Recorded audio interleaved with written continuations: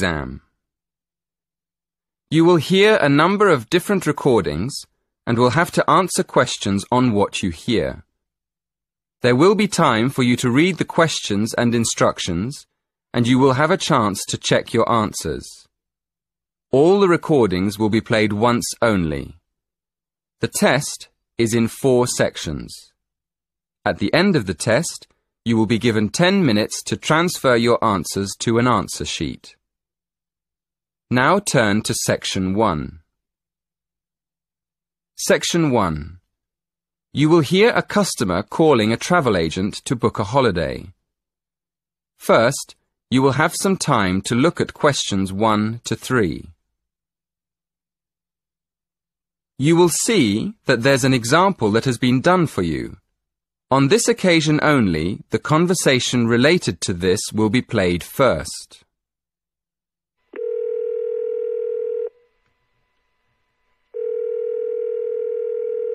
Hello, Travelwide, can I help you? Oh yes, good morning. I'm looking for a hotel for a long weekend. The caller says that he is looking for a hotel for a long weekend. So the answer is C, a few days. Now we shall begin. You should answer the questions as you listen, because you will not hear the recording a second time. Listen carefully and answer questions 1 to 3.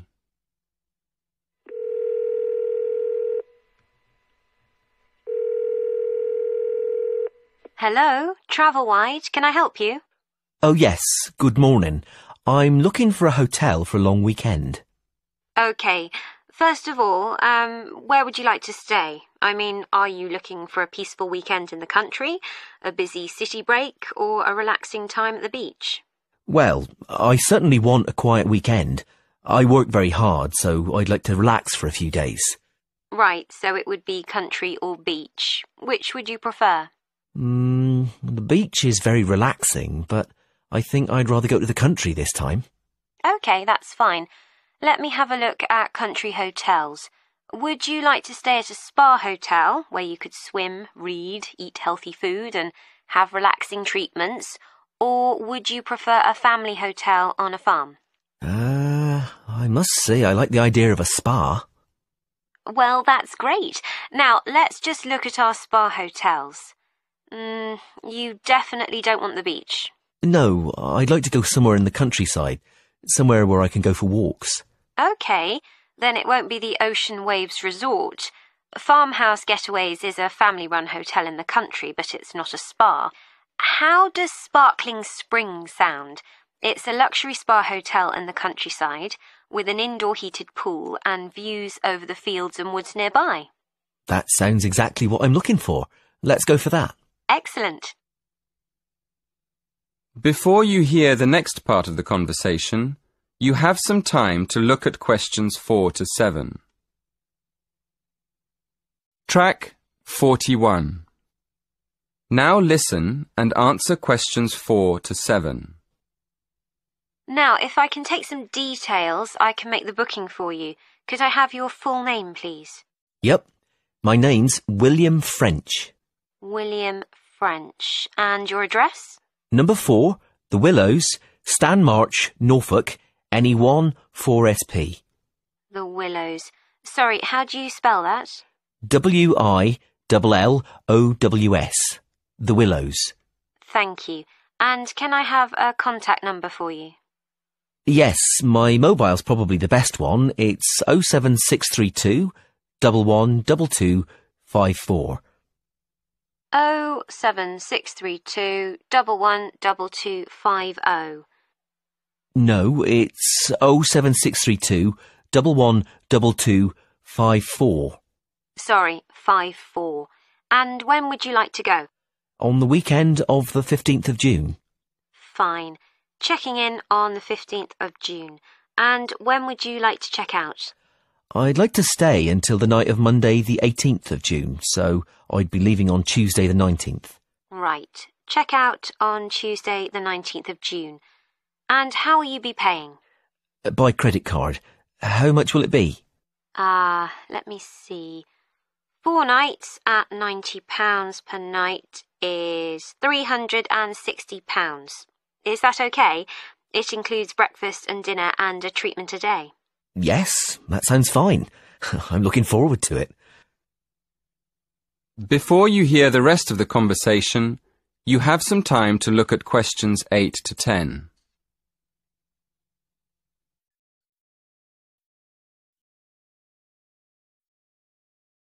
Track 42.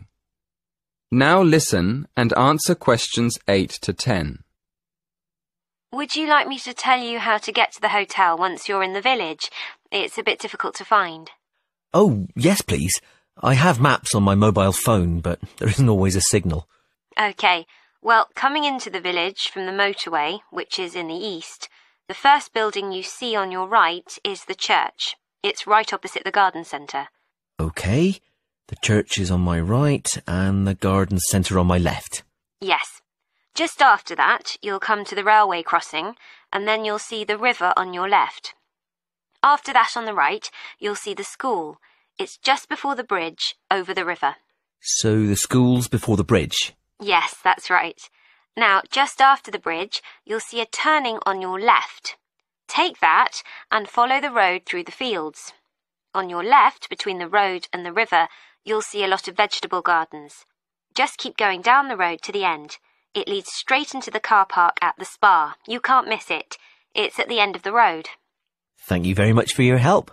My pleasure. I hope you have a lovely weekend. That is the end of section 1. You now have half a minute to check your answers. Track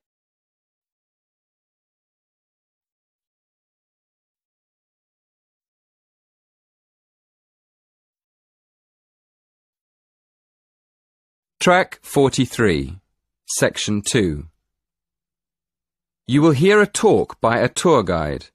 First, you will have some time to look at questions 11 to 13. Now listen carefully and answer questions 11 to 13. Good morning. Welcome to the Science Museum. There's so much to do here. You could spend all day going from one exhibition to another. But if your time is limited, I'd suggest choosing maybe just one main exhibition. At the moment, I suggest that you don't miss our new exhibition of everyday inventions. It's amazing to see how objects we use in our daily lives, like paper clips, tea bags and light bulbs, were invented in the first place, and how they've developed over the years into such an essential part of our lives that we hardly ever notice them. You shouldn't miss it. The other thing I'd suggest if you don't have much time is a guided tour of the free exhibitions. These tours usually start on the hour, at 1 o'clock, 2 o'clock and so on. They're quite short, only half an hour, so you could do a couple of tours in an afternoon if you wanted to. If you'd like to go on a tour, you should go to the entrance of the exhibition on the ground floor and wait for the guide there. Before you hear the next part of the talk, you have some time to look at questions 14 to 17. Track 44. Now listen and answer questions 14 to 17. Just to give you an idea of the range of exhibitions we have here at the museum, I'm going to tell you about the exhibitions and activities we have for visitors of different ages. First of all, for the little ones, we have a fascinating area called Shapes and Patterns, where they can play with objects and images and see how they form different patterns. It's really colourful and exciting. Kids love it. Then, at the other end of the scale, we have more complex exhibitions that appeal more to our older visitors. There's one about the history of aviation, how planes developed over the years. Older visitors may even be able to remember some of the earlier planes on display. Another exhibition that adults might particularly enjoy is the energy exhibition. It shows the historical development of different forms of energy in Britain and how it has powered industry over the centuries. And of course, we mustn't forget the teenagers. There are lots of exhibitions to interest them, but my favourite one is the one where visitors can find out more about how physics works. It's a fun exhibition with plenty of hands-on activities that explore how light and heat and chemicals work. I still go there myself now and then. It's brilliant. Before you hear the rest of the talk, you have some time to look at questions 18 to 20. Track 45. Now listen and answer questions 18 to 20. Most of our exhibitions are free, but you will need a ticket for some of the special ones, like the 3D film shows. So let me explain how you get a ticket online. Of course, you can do this directly at the ticket office, but if there's a long queue, you can book online on your mobile. So, go to our homepage and choose the Events button. Then, click on the film title. That'll take you to the next window. In the right-hand corner, you'll see a little calendar. Choose the date on the calendar and then go to the next window. There's a drop-down box there for you to choose the time and another one for the number of tickets. Careful on that page. There are different prices for adults and children. When you've done that, go to the final page and choose your payment method. That is the end of section 2. You now have half a minute to check your answers. Track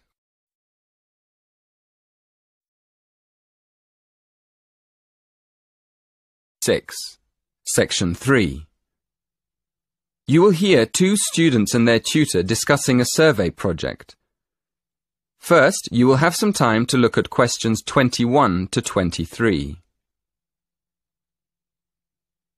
Now, listen carefully and answer questions 21 to 23. So, what's the survey about, Tom? It's about where students want to live and how they choose. Basically, their accommodation preferences. We've actually tried it out with a few students already. Okay, that sounds fine. So, to start with, how many questions have you got?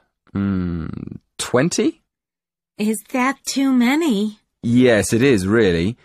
People get fed up answering lots of questions and they stop thinking about their answers. Right, so we need to think about that again. What do you think of the first 3 questions? You want to know what affects students' choice of accommodation when they go to university? Yes, we want to find out which has the most effect.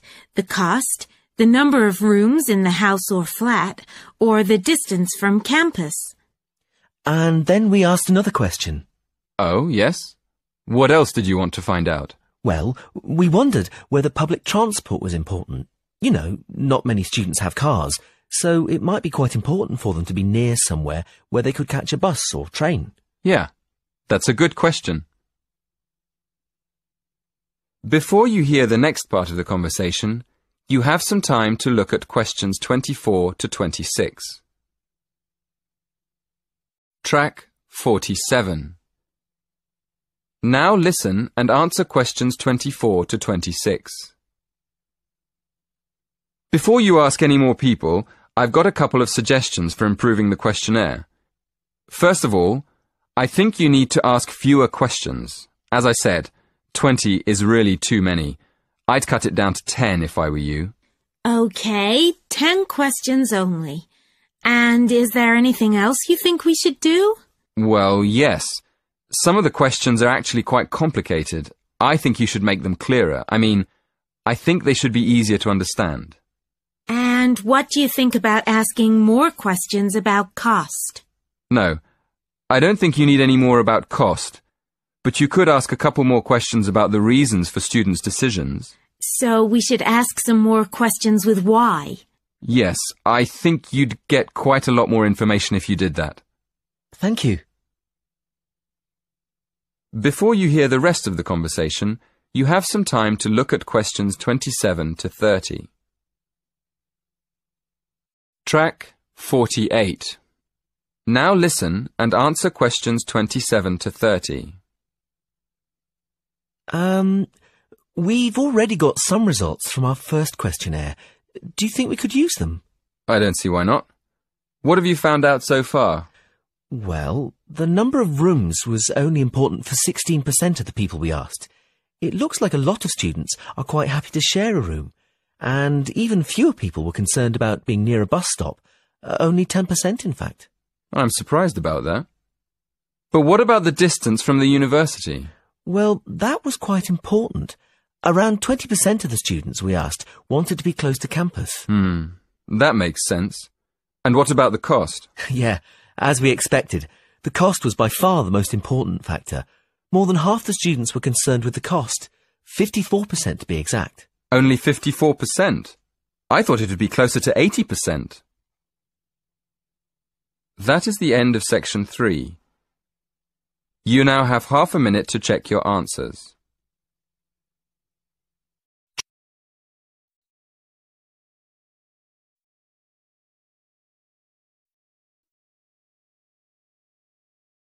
Check your answers. Track 49, Section 4. You will hear a lecture on bird migration. First, you will have some time to look at questions 31 to 34. Now listen carefully and answer questions 31 to 34. My lecture this evening will focus on the migration of birds. That is, how birds fly in big groups from different parts of the world at certain times of the year. In the first part of the lecture, I'll talk about the reasons why birds migrate, when they migrate, and which parts of the world they migrate from and to. To start with, why do birds migrate? Well, there are two main reasons. 1, they migrate to look for food, and 2, they travel to parts of the world that are more suitable for breeding. In fact, these reasons are closely linked. As you can imagine, when birds are breeding, they need extra food to feed their young. And in the spring, in the cooler climates of Europe, there is a lot of food for birds, especially insects. So, generally, during the spring, birds fly up from the tropics, which are hot, to cooler climates in the north. They stay there for a few months to bring up their young. And then, when the weather in the north gets cold in the winter, they fly back to warmer climates in the south. Before you hear the next part of the talk, you have some time to look at questions 35 to 37. Track 50. Now listen and answer questions 35 to 37. Now I'd like to talk a bit about how global warming has affected bird migration. One of the effects of global warming has been to make the spring come earlier in the northern regions of the world. When spring comes early, the plants and insects that birds need to bring up their young are also available earlier. Research has shown that quite a lot of birds have started to migrate earlier because of higher temperatures. But unfortunately for some species, this hasn't been early enough. What I'm saying is that birds that are travelling a long way for breeding may arrive too late to find enough food to feed their young, and their population drops drastically. Scientists are currently researching more about this. Before you hear the rest of the talk, you have some time to look at questions 38 to 40. Track 51. Now listen and answer questions 38 to 40. Now, I thought I'd finish by just briefly describing a few different patterns of migration. Migration varies with the type of bird and the area they come from. For example, one kind of migration is partial migration. This means that some birds in a particular species will migrate and others won't. It usually depends on how the weather affects food supplies, and very often happens in the tropics. In another migratory pattern, a bird called an Arctic tern migrates the whole length of the globe, from the North Pole to the South. The Arctic tern travels between 12 and 15,000 kilometres each way when it migrates in a complete circle around the world. It's quite amazing. Right, and lastly, I'd like to mention a pattern which isn't nearly as spectacular, but is very interesting. And this is the way many birds migrate across North America. In this pattern, the birds fly northwards in the west of the country and then back south again in the east. So, if you imagine it, they're actually migrating in a circular pattern, like the hands of a clock, not in a straight line as we might think. That is the end of the listening test.